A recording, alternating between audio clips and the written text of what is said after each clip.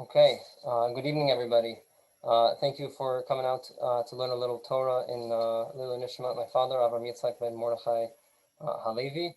I know it's Erev Pesach. Many people have lots of things to do, lots of cleaning. So I very much appreciate everybody coming out, and maybe I should get a thank you for taking you away from your cleaning for a little bit. Okay, I'm going to share a source sheet.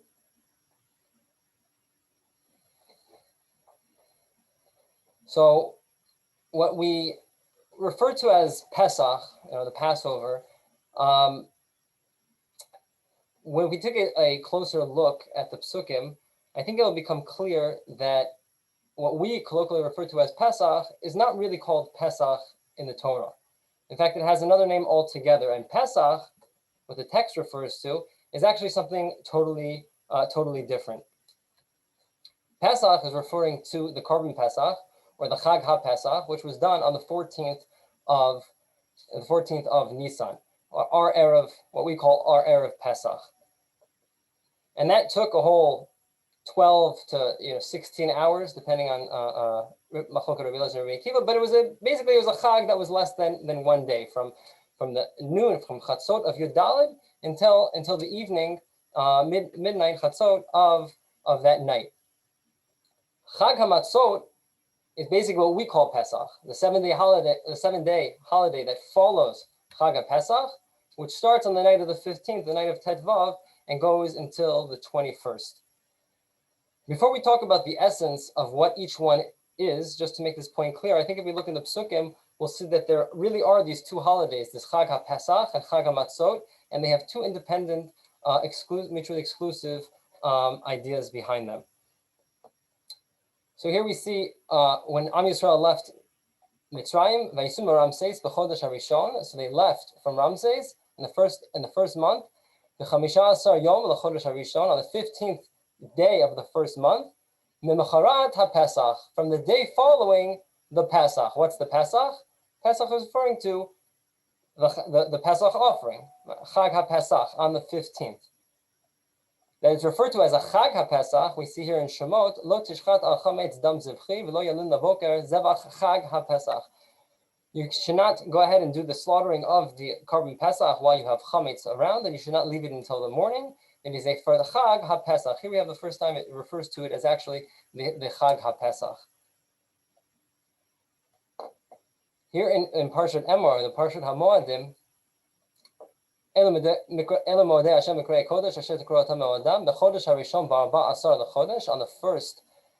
the first month, on the 14th, l'chodesh ben arbaim Pesach laHashem. It is a Pesach offering to Hashem.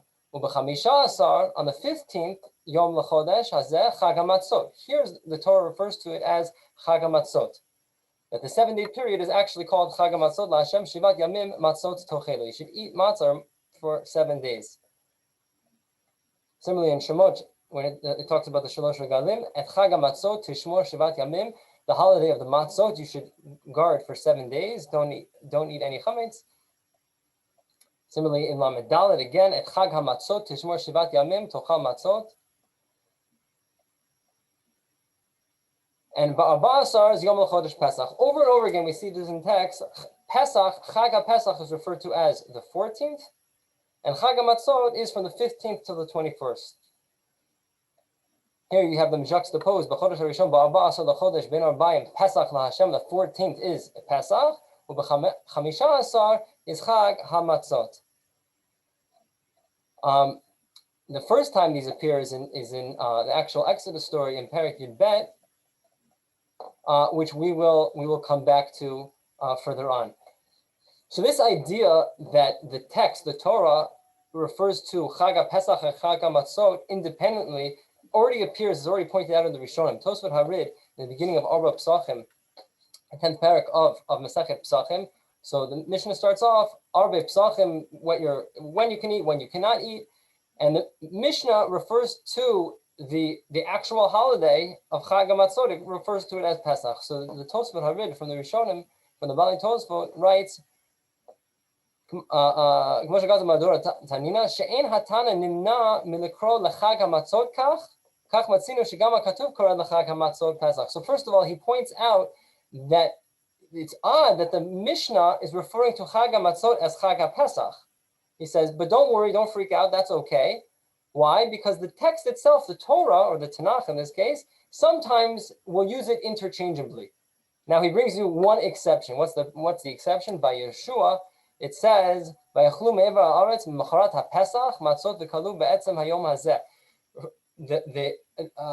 they crossed into Eretz Yisrael, on the day following the Pesach. So Tosfot Harid thinks that's not talking about the actual day after Pesach, of Chag HaPesach, it's talking about the day after Chag HaMatzot. So according to Tosfot Harid, this is the exception that proves the rule.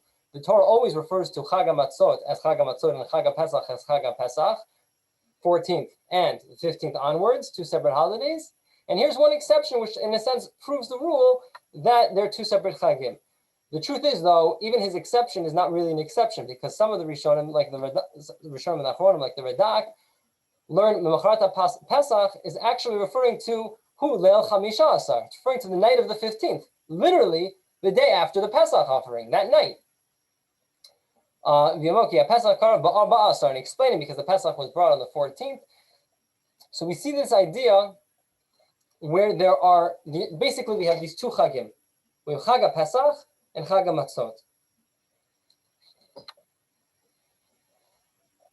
Let's go back to Shemot Yud Bet. So here's the first time we actually hear about the Pesach offering. Hashem tells Moshe Rabbeinu about the Korban Pesach, gives him all the laws of the Korban Pesach of Mitzrayim.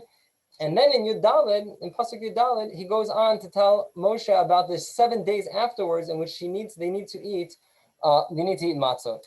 If we hone in on Pasuk Yud Chet, the Torah says as such. Well, let's start from Yud Zayin.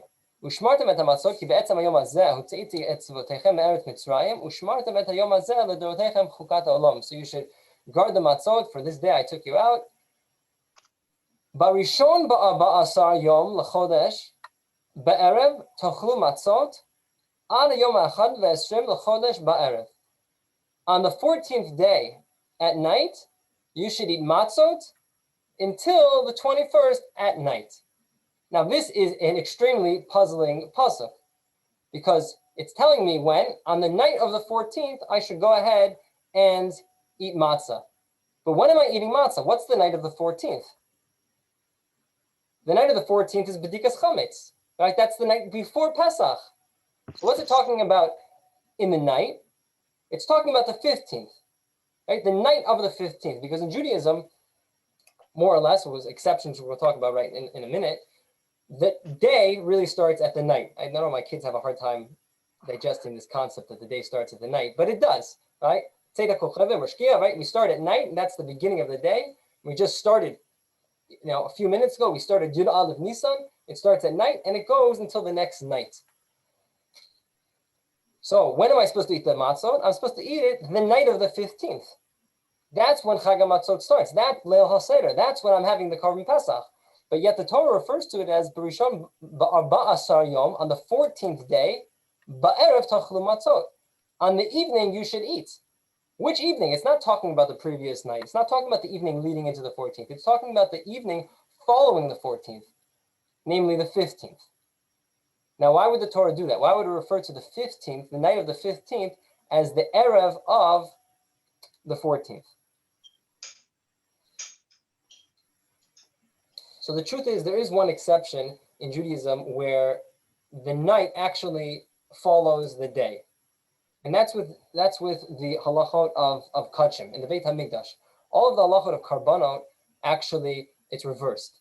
You bring a carbon, the shechita of any carbon is done during the day, and then you have that day to eat the carbon, or bring the fats and the blood on the mizbech. You have that night to do it. You have the night following as well.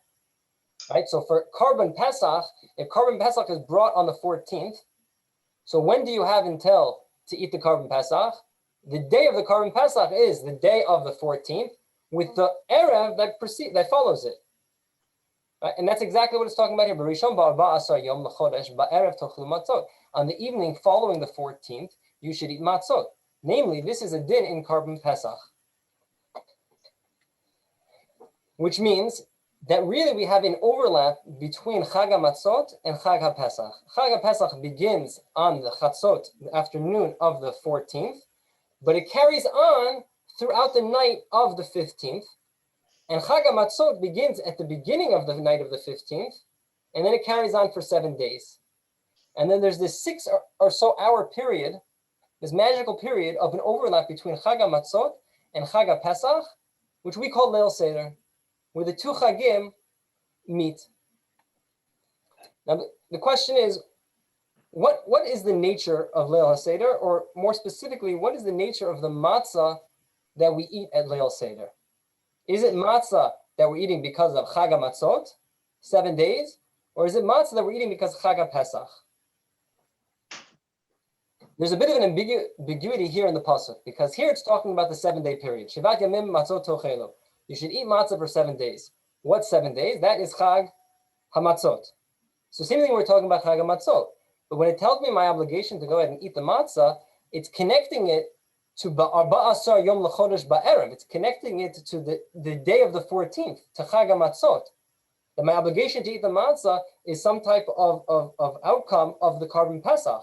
It's a din in Chag HaPesach. So what I want to do with the time remaining is to really delve into understanding the nature of matzah on Leil Seder, and as well the nature of Chag HaMatzot and Chag HaPesach. Please excuse me for my corny titles. It's genetics of being a dad, I guess. Okay. So interestingly, this question of whether matzah, our obligation to eat matzah on the night of the 15th, stems from Chag HaMatzot or Chag HaPesach, I think the Gemara in Pesachim and Daf Kuf Chav actually deals with this head on. So the Gemara says, Amar Rava, matzah bizman hazeh deraita umaror derabanan. Nowadays that we have no Karban Pesach, our obligation to eat matzah is still on a level of deraita, but maror has dropped down to only being derabanan. Why? Well, because there's no Karban Pesach. Right? The Torah says you have to go ahead and you have to eat it. Matzot marorim, you have to eat the Karban Pesach with matzah and maror. So seeing my obligation for matzah and maror stems from the Karban Pesach. The Gemara asks, well, my shna maror. What's the difference with maror? Why does maror become a derabanan? The chtiv HaMatzot marorim bisman dika Pesach yesh maror bisman deleka Pesach leka maror. When our obligation for maror only stems from the Karban Pesach, so if there is no Karban Pesach, there is no obligation to eat maror, at least on a level of deoraita. Come the Rabbanon and they say, you know what? Let's have maror in any case. It's not a party without maror. Then the Gemara asks, well, matzah nami haksiv amatzot marim. So what's the distinction? Why are you telling me that maror is derabanan and matzah remains being a deoraita? It's the same pasuk. I'm also eating the matzah because matzot marim yochlu. The Karban Pesach has to be eaten with both of them. No Karban Pesach. Matzah should also be only a derabanan. So the Gemara answers, matzah mehader hadar beikra ba'erev tochlu matzot. No. There's another pasuk. The pasuk goes on and it says, this is our pasuk. Here, I brought it again so you can, for convenience. Barishon ba'asar yom lachodesh ba'erev tochlu matzot.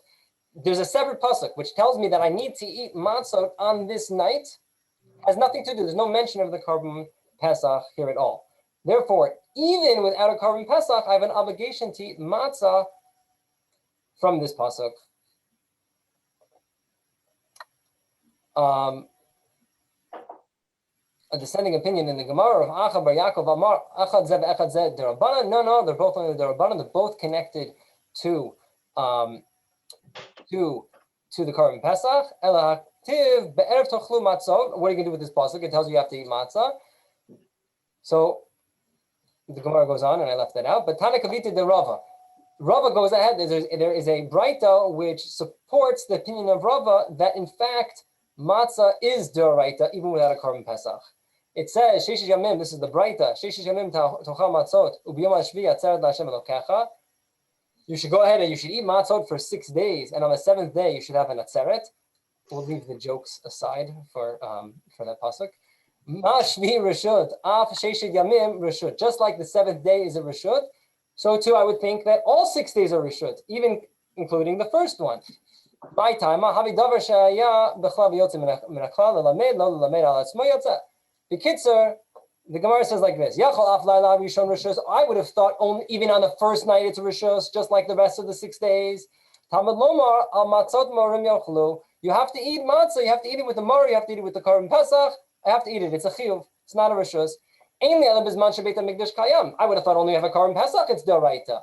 Bizman she'ein beit hamikdash kayam minayin. How do I know I have an obligation deraita even when there is no korban pesach? Talmud lomar be'ev tochlu matzot.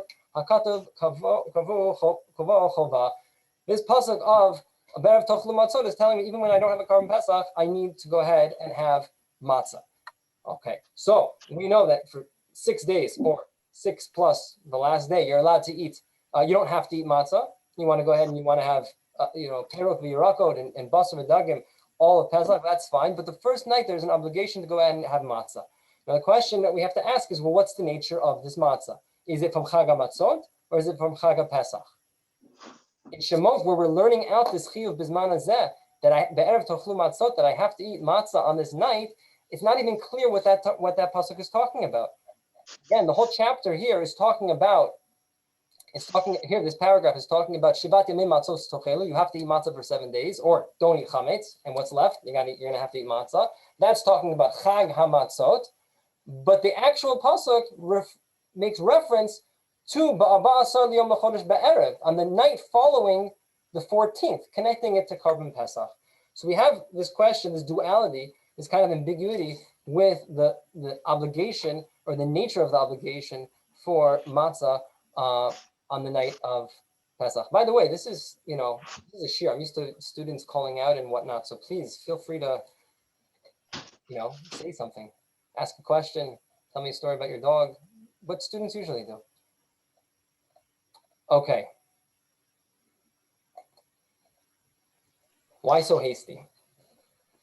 The ambiguity or this duality of the matzah, the nature of matzah, I think also is expressed in what the Torah and the Rishonim following, how they refer to our obligation or why we eat the matzah. Now we all know chipazon, right? We keep chipazon yatzam Mitzrayim. We left in Mitzrayim. Now, interestingly, the word chipazon only appears in the actual Chumash twice. All of Tanakh, it appears 4 times. All of Tanakh, it appears 4 times, but in the actual Chumash, it only appears twice. And lo and behold, both instances of chipazon are by Exodus, are by Yetziat Mitzrayim. However, there is a very significant difference with the nature of how that chipazon is used. Let's talk about the Korban Pesach chipazon. Back in Shemot Yud Bet, so the Torah tells me, "V'kacha tochlu oto," and this is how you should eat the Korban Pesach. "Madnechem chugurim na'alechem b'garelechem u'makachem b'yadchem v'achaltem oto b'chipazon Pesach hu la'Adonai." You should go ahead and you should eat it. You should have your shoes on. You should have your staff in hand, ready to go. B'chipazon, in a haste. You got to eat it fast, in a haste. Now, despite what the pictures that you might see from children's books, this was a horrifying night. This was a night of terror. I mean, the Jews had absolutely no idea really what was going to happen. They were just asked by God, listen, go ahead and take this slaughter it, right?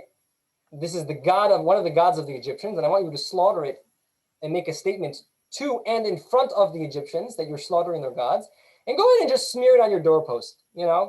Maybe ask your Egyptian friend if you can borrow a something to help clean up your hands after you smear the blood of their gods, right? And here they are, and they're sitting in their houses, and they're told just don't go outside. And what do they hear all night? Throughout the night, screams of people dying, of mothers and fathers, and there's chaos going on. The chipazon that they're eating is in a haste because they don't know what's going to happen. Hashem is saying, eat it fast. At any minute, things can change. This is the chipazon of affliction. This is when you're eating something in haste because you're afflicted. It's kind of almost like this just came to me, machal ben drusai, right? In terms of cooking on Hilchot Shabbat. there's this bad guy, Ben Drusai, who used to go ahead and he would run away. So how do we know what's considered cooked on Shabbat? Well, if Ben Drusai would go ahead and eat this food, so then that's considered cooked.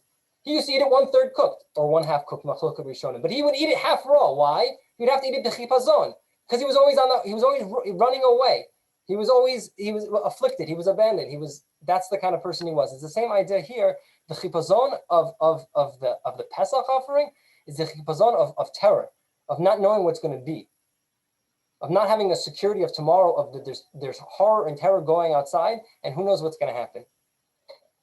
You take that and you juxtapose it to the chipazon of the actual Yitzia, and you get a whole different picture. Here in Dvarim, Shamor b'chodesh ha'aviv v'asita Pesach la'Hashem Elokecha ki b'chodesh ha'aviv hotzicha Hashem Elokecha mitzrayim laila. V'zavachta Pesach la'Adonai Elohecha tzon u'bakar b'makom asher yivchar Adonai shechen shemo sham. Let's jump to it. Lo tochal alav chametz. On this Pesach offering, you should not have any chametz. Shivat yamim tochal alav Matzot. You should have matzah with it on the Pesach offering. And here, interestingly, Shivat yamim as well. Lechem oni ki chipazon yatzata me'eretz Mitzrayim, because you left Egypt b'chipazon. L'man tizkor yom seitcha me'eretz Mitzrayim kol yamei chayacha. In order that you should remember the Exodus for all the days of your life. Now, what type of chipazon are we talking about here? This is the chipazon that didn't happen at night. This isn't when they were locked away in their houses, horrified of what's going to be. This is the chipazon of the morning. This is the chipazon of when they're actually leaving Egypt. And how does the Torah refer to this in Shemot Yud Bet? How does it refer to this chipazon? What was going on? They baked the dough that they took out of Egypt. Ugot matzot, they made it into matzah, unleavened bread. Because it did not ferment, it did not leaven. Why? Because they were rushed out. They were kicked out of Egypt. They were booted. They couldn't stick around. They didn't have any provisions. They were rushed out. Paro came and he said, "Get out now, fast." This chipazon, this rushing, this isn't of horror. This is they're getting out of jail and they're saying, "Get out fast." Right? This is the chipazon. This is the chipazon of redemption. Right? We have chipazon of the night, of horror, the chipazon of affliction, which is Chag HaPesach. The Korban Pesach, the whole event that surrounded Korban Pesach was terrifying. And the matzah that we ate with the Korban Pesach on that night was a bread of affliction. The chipazon of Yetziat Mitzrayim, no, that's a bread of redemption. That's we're being hastened out. And as we say in the Nusach of Haggadah, matzah zu shanu ochlim al shema. Why are we eating this? Al shema al shema. Why are we eating this matzah? Hashem shelo hispik batzekam shel avotenu lachmitz, because the bread of our forefathers didn't have time to ferment. Ad shenigla aleim melech malchei malchim hakadosh baruch hu v'galo miyad. It was God taking them out fast. There was no time. The matzah or at least the Nusach of our Haggadah is referring to the chipazon of Shemot, Perek Yud Bet, is a bread of redemption. It's that type of chipazon. Okay, so we have matzah of redemption, we have the bread of affliction, and we have the bread of redemption. The bread of affliction goes with Chag HaPesach, and bread of redemption goes with Chag HaMatzot. Interesting. Maybe I shouldn't say this. I have some of my bosses online, but I do some of the interviews for the grade 8s coming in, and I like to make them think, play with their minds a little bit in a healthy way, make them sure that there's stuff that they know they have still what to learn. So you ask somebody, ask an 8th grader, why do we eat matzah on Pesach? And they'll tell you, well, because our forefathers they didn't have time for their bread to go ahead, for the dough to turn into chametz. They left b'chipazon, right? And therefore we eat matzah to remember that that's how they left. And the pink elephant in the room, the question we need to ask is, whoa, 1 second, are you joking? Am Yisrael was told about matzah even before the Exodus. Even before the Korban Pesach, they were told at the beginning of Perek Yud Bet. They were told, hey, boys, you're going to eat matzah, right? Shivat Yamim, you're going to eat matzah. So what are you telling me that the reason that we're eating matzah is because they went ahead and they left the chipazon, they left and they were kicked out and they didn't have time for their bread to rise. Chas v'sholem, how could their bread rise? You're not allowed to have chametz. That's already before this event. So this actually bothered the Rishonim, and there are basically two ways that that they deal with it. The Ramban. So the Ramban says as such. The Ramban says, of course they knew they couldn't have chametz. He explains as such. Why were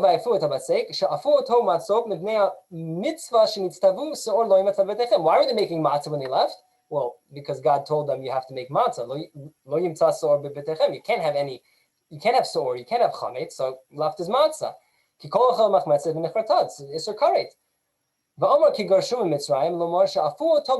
So then what is this pasuk telling me? They were rushed out. Their plan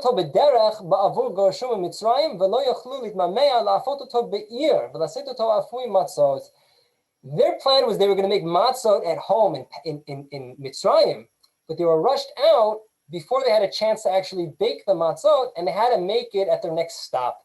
But God forbid they were going to eat chametz. Are you joking? Isser karet. That says the Ramban. Sounds nice, but there's a little bit of an issue which he deals with, and it's if they made the dough in Egypt, how exactly did it not turn into chametz by the time they baked it? Right? The Ramban is saying they weren't rushed to making matzah in Egypt. No, they made the dough in Egypt, and then they went ahead and they made it into matzot later on, not in Egypt. So why didn't it turn into chametz? It's a good kasha. So the Ramban deals with it. He says it was always moving, or it was cooled down because of the sack. Technical answers, but it's a better difficulty. It's a better kasha than there's an answer to it. So that's the Ramban. In contrast to that, Rav Aviner bar Tanura says as such. He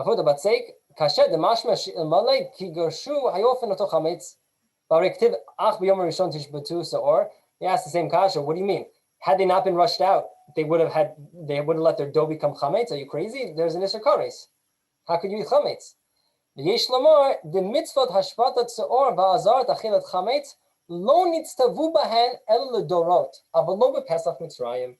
Says Rav Aviner bar Tanura, they were never told about chametz.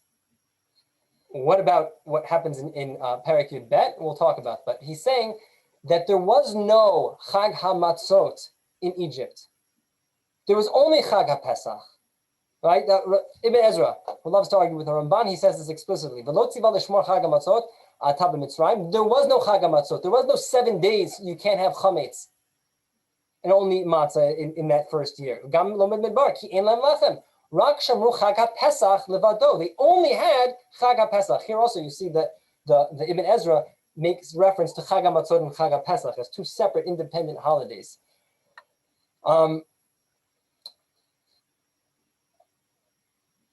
Similarly, the Ran says this as well. The Pesach Mitzrayim lo nahag ela laila v'yom. The Pesach Mitzrayim was only that first night. There was no Chag HaMatzot. Wait, so what do you do about Shemot Yud Bet? All right, let's go back there. This is when Hashem is telling about the Korban Pesach. This is before they make the Korban Pesach. And here it says, Shivat Yamim Matzot Tochelu. You should eat matzah for 7 days. You have to get rid of the seor, get rid of the chametz. There's an isser karet. So what do they mean? There was no Korban Pesach. Sorry, there was no Chag HaMatzot. There was no isser karet. There was no chametz. Any of that stuff in the first year. So interestingly, it was told afterwards, and it was placed here. Now here's the interesting thing. That's the answer. But here's the interesting thing. If you look at the continuation of the Psukim, all of this is what Hashem tells Moshe. Right? From Aleph to Chaf. When Moshe actually tells Zignei Yisrael, what does he tell them? He only tells them about the Korban Pesach. I won't read it inside, we're short on time, but there's no mention from Chaf Aleph to Chaf Chet, there's no mention of Chag HaMatzot, there's no mention of Shivat Yamim. It's just, this is how you should do the Korban Pesach. End. and then it goes on to the next chapter. It goes on to the next story. So, I mean, even if you want to be just give the simple pshat of the psukim, it would appear that Am Yisrael really did not know, at least according to Ibn Ezra and the Ran and Rav Avadia Bar Sanura, that they really did not know about this whole Chag HaMatzot. There was no Chag HaMatzot that first year.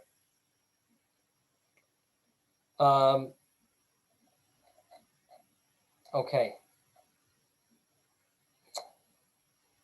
So what do you do? There are other ways to explain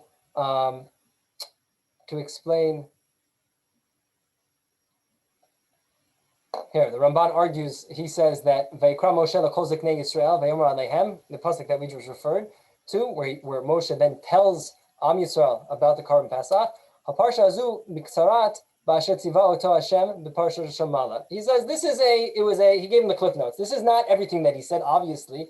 Ki b'yadu shamar lem Moshe l'Yisrael hakol b'frat v'limod oto kol inyan. Then Moshe told him everything. What's the Ramban referring to? He told him everything. This is the Ramban, the Shitaso, that there was a Chag HaMatzot in that first year, and that Moshe Rabbeinu did tell the Zikanim about that as well. But not other Rishonim say that he only told them about Chag HaPesach. All right. Okay. Well, we'll skip the Tosfot there. Okay, so what we have then is this duality or ambiguality. I think that's a new word that I just made up, between the Chag HaPesach and Chag HaMatzot, and the bread of affliction and the bread of redemption. And this overlap of both of these Chags being celebrated at one night, at one night. We see this duality also with the Arba Kosot, right? The Arba Kosot, we know Machloket on Kufchen and Pesachim. So according to everybody, you're only supposed to lean for two of the cups. It's just a Machloket. Well, which two cups? Do we lean for the first two, or do we lean for the last two? Do we lean for the first two because we already spoke about the Gula, and we don't lean for the last one? Kimai Dahavi Havi, what already happened, or do we say no? We lean for the last two. Because in the first two, how could you lean? You were still slaves. So there's this also, even by the cups, you see there's this, two cups are supposed to be this kind of, we're still afflicted, we're still in this slavery mode, and two of them are supposed to be of cherut, of redemption. There's affliction and redemption. Affliction and redemption being said, being expressed at the same time.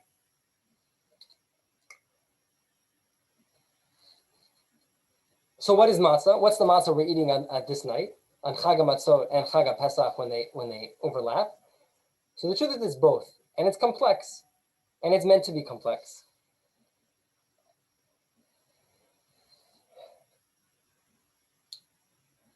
You know, I've been printing some papers for my kids, and my daughter in grade 1, she's supposed to fill out this chart every day, which it's good. I support it. I'm not making fun of it here, but I'm just saying it's good for a first grader, where you have they're teaching in emojis, literally. It's a picture of emojis, right? And it has the feelings underneath. So kids can recognize, today I'm feeling happy, today I'm feeling sad, frustrated, and they have to match, and I guess now it sounds a little funny, they have to match the emoji, they actually have the emoji and the feeling, and they have to say how they're feeling, so that when they're older in high school, they can properly use emojis. I guess that's the point of it. Either that or to build some type of, understanding of their own self. Because when we're kids, everything is, well, how are you feeling today? There's only one feeling. I'm happy today, or I'm frustrated today. I can't be happy and frustrated. There's no emoji for that, right? And I can't be sad and mad and, joyful at the same time, because there is no emoji for that. It's just pick an emoji. It's black and white. Everything's black and white.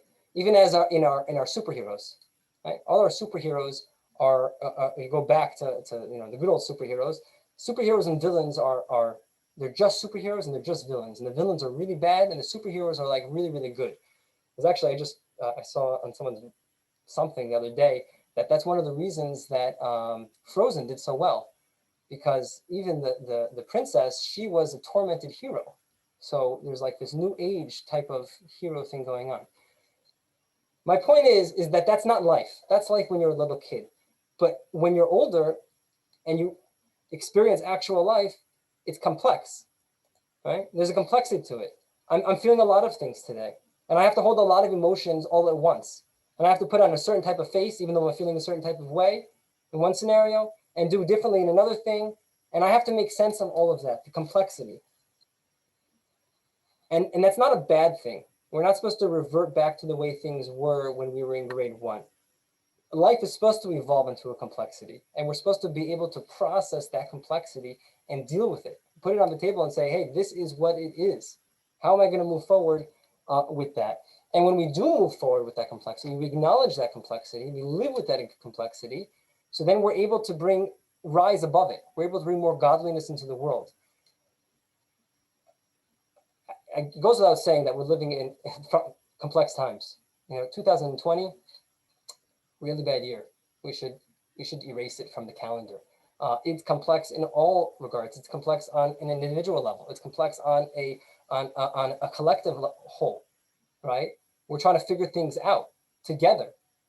Are we going to keep the economy open? Are we going to keep people at work? Are we going to take weight off of the medical hospitals and loosen the burden there? Are we going to go to school, or are we going to be at home? Are we going to give vaccines to everybody and one dose and you'll have to wait 4 months? Or is that not fair and we should worry about each individual, right? Should we share vaccines with other nations, or should we keep it all to ourselves? All of these complex questions which we're now dealing with together. And that's just talking about COVID. Think about all of the political and the social unrest that we've had in this past year, right? There's a complexity. A complexity has come through from the afflictions of this past year.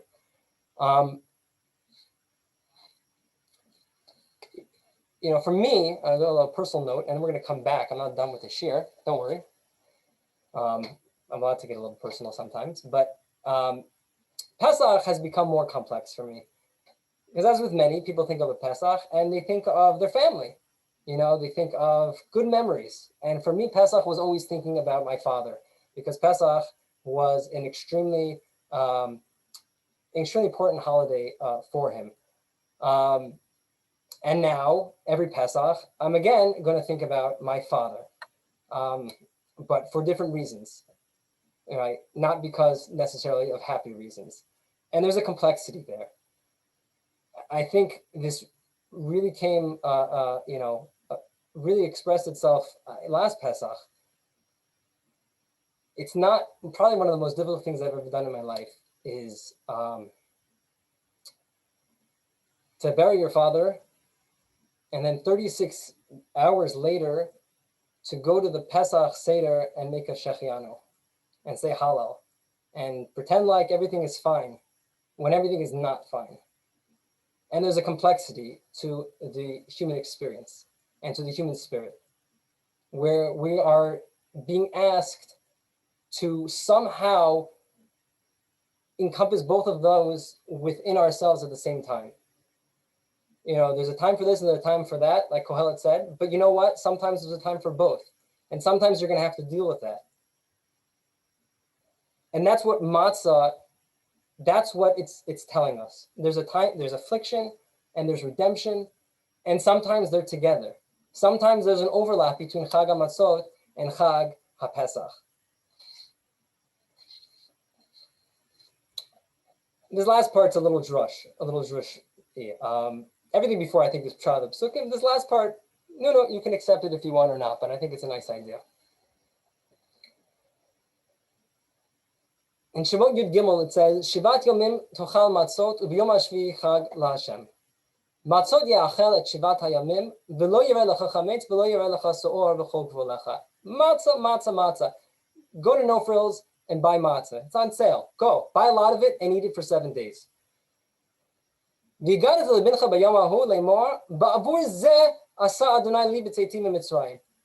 for this.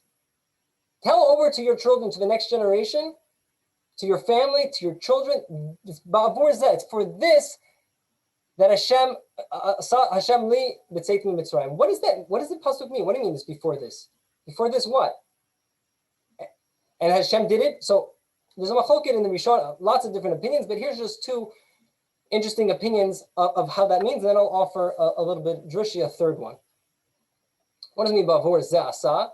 Yamer ki ba'avor ze sha'asa Hashem li b'tzeitin leMitzrayim, ani oved et avodah hazot. Because Hashem took me, he's switching the pasuk around. Because Hashem took me out of Mitzrayim, therefore I'm going to go ahead and eat matzah. Therefore I'm going to have a seder and I'm going to do mitzvah. Hashem did X, we now reciprocate and we do Y. Ibn Ezra says, no way, are you joking? All these other opinions, how they explain it, like the Ramban, that's not what the pasuk is talking about. How are you going to switch the pasuk? How are you going to switch what it's saying that what is being done for what? You're doing the mitzvah because Hashem took you out. That's not what the pasuk says. We're not eating matzah because Hashem took us out of Egypt. Hafuch, it's the exact opposite. Rach perish ba'afur zeh. Ba'avur zot ha'avodah shehu achilat matzah v'lo yachel chametz shehu tchilat ha'mitzvot shetzivah lanu Hashem asa lanu Hashem otaot ad she'atzinu Mitzrayim. Because of these mitzvot that we're going to do, matzah being the example, chametz being an example, because of the brit that we're going to make with Hashem, that is why Hashem took us out of Egypt. Because of everything, all of Matan Torah, all the 613, everything, Eretz Yisrael, everything, it's all. The reason we got taken out was for that. That is the final goal. And that's what it means, ba'avor zeh. Taking what it means in the pasuk of matzah, ba'avor zeh, matzah being an example of all of the mitzvot, and it's for that Hashem is going to go ahead and take us out. I want to offer a third suggestion.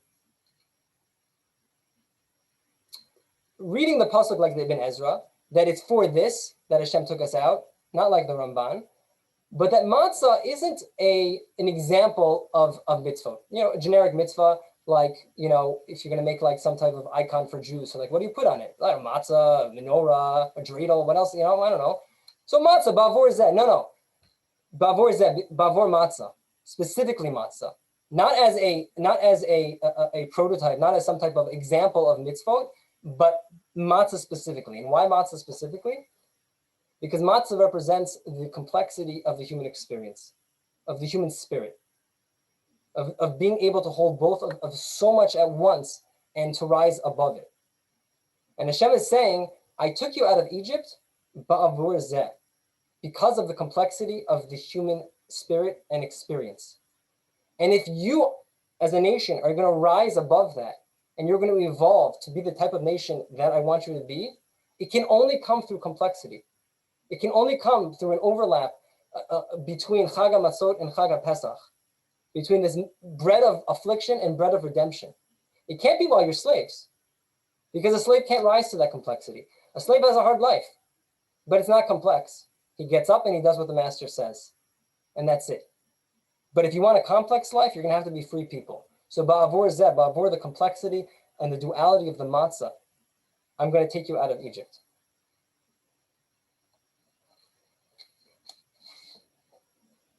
We don't, and I'm taking my own personal experience, we don't take our afflictions and get over them. We don't get over mourning. It's not like, oh, I passed my year of Avelot and I'm back to the way that I was before. Life is like it was. It never is. It's a new life. It's a life that somehow encompasses everything that happened before, and you're somehow able to make that part of you and move forward with it, with its complexity, to a new level of complexity. You move on to the next level of the game with all the coins and mushrooms and whatever in your Mario game that you were able to collect on the previous board. I don't actually know if that's how Mario works. It's been like 25 years since I played, but you move on to the next level. 2020 has been a awful year, a very, very difficult year for everybody. Some more difficult than others, but everybody has suffered in some way. Everyone's family has suffered. But I do honestly believe that it's brought a complexity to our lives, which we're meant to rise above, not to forget it behind us. That's not like 2021 said goodbye to 2020. 2021 is like version 2 of 2020. We're just we're moving on. We're taking 2020 with us, not as baggage and with all that pain, but to rise above that and together as families, as communities, as a nation, and as a world, we're going to rise above that. We're going to take that with us to another level of complexity. And ba'avur zeh, we're gonna come out as stronger people, and we're going to come out as a more godly humankind. That's really all I have to say regarding this. I want to thank everybody again for coming out, for learning a little bit with us tonight. Everyone has busy schedules, and this Pesach is going to be complex. It's going to be complex for everybody on different levels, but embrace that complexity. Don't be happy with it, but embrace it, because it's part of the human experience, and it's because of those complexities that the human spirit is able to rise above and beyond. So everybody should have a Chag Kasher V'Sameach.